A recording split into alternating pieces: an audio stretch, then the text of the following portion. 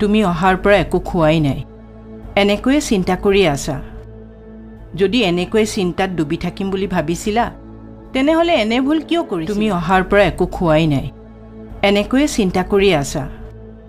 যদি এনেকৈ চিন্তাত ডুবি থাকিম বুলি ভাবিছিলা তেনেহলে এনে ভুল কিয় কৰিছিলা নহয় মা তেনেকুৱা একো চিন্তা কৰা নাই কেৱল দাদাহঁতে বা কি ৰিয়েক্ট কৰে সেইটো ভাবিহে ভয় হৈছে মিছাতে আকৌ আপোনালোকে আৰু কষ্ট পাব পিছে সেইবোৰ হ'ব দিয়াচোন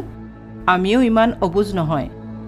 তোমালোক দুয়োক বহুত ভাল পোৱা সেইকাৰণেহে শেষত এনে এটা সিদ্ধান্ত ল'লা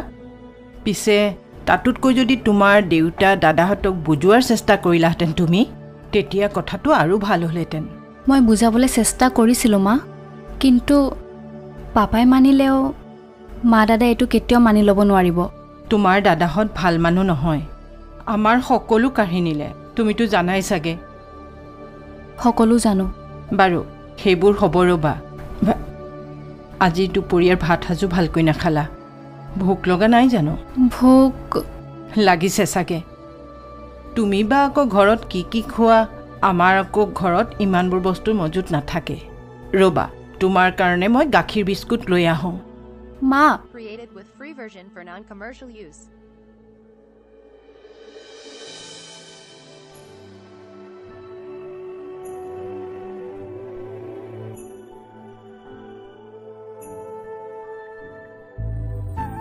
লোৱা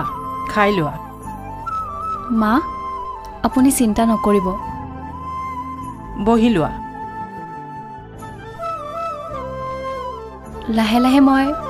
আপোনালোক সকলোৰে লগত হাঁহি মাতি থাকিম মই জানো তুমি পাৰিবা খোৱা তুমি বৰ লাজ কৰা দেই মই খুৱাই দিওঁ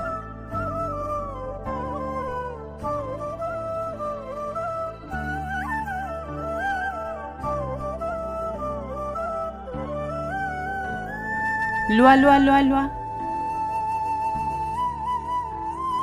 আৰু অলপমান খাব লাগিব দেই